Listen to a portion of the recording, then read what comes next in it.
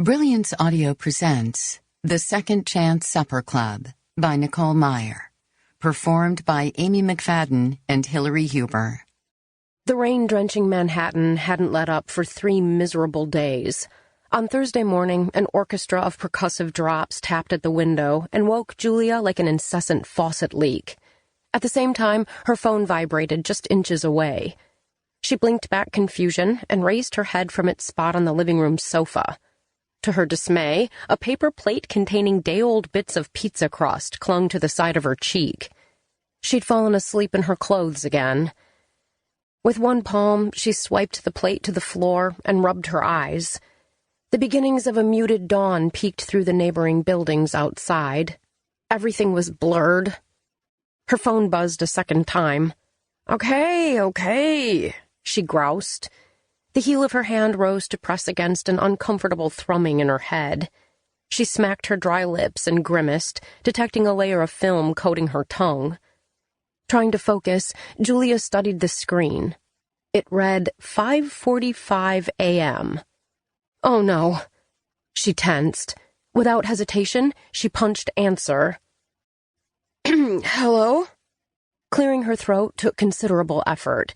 She really needed to stop working such late hours. Julia, where the hell are you? A woman's voice on the other end was sharp and insistent. Katrine.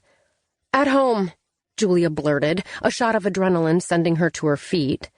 Surveying the room, she noticed work papers strewn everywhere. Her eyes widened at the full realization of her mistake. She'd drifted off without setting an alarm. Her much more punctual other half, her fiancé of 9 months, James, was away on business, which meant there hadn't been anyone around to insist she set the alarm, or not fall asleep on top of a plate of takeout. She should have left for the studio 45 minutes ago. Katrine's tone turned to worry. Are you sick? No, I'm not. I overslept, Julia groaned. With the phone pinned under one ear, she scurried about, urgently gathering up files. I can still make it. You'll just have to work quickly. I have a feeling I look like a train wreck today. Well, you better hurry. Katrine's voice dropped to a stage whisper. You know who is already getting his hair blown out. I'm on my way. No. The pinpricks of alarm were multiplying.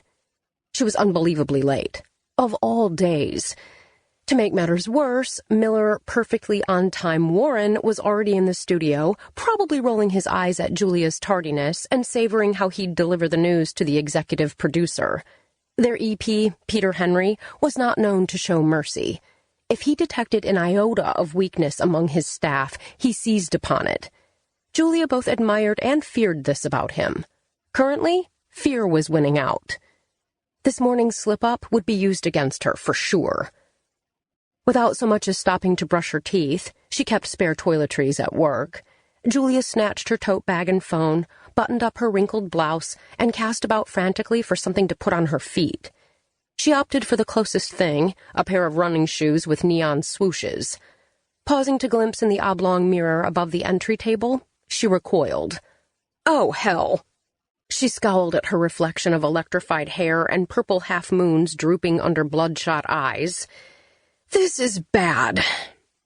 There wasn't much choice in the matter. Swallowing back horror, she used her fingers as a makeshift comb. The clock was ticking. She had to go. She yanked the door open and uttered a little prayer as she raced downstairs to catch a ride. As her driver snaked through Midtown and Julia urged him to speed up, she balanced on the edge of the back seat and agonized. She counted the milliseconds as blocks went by. Please hurry, please hurry, please hurry! She chewed on her lip and considered what kind of excuse she could possibly give for holding up the morning show so dangerously close to airtime. If Peter found out, heads would roll. If the other execs found out, it would be curtains for her.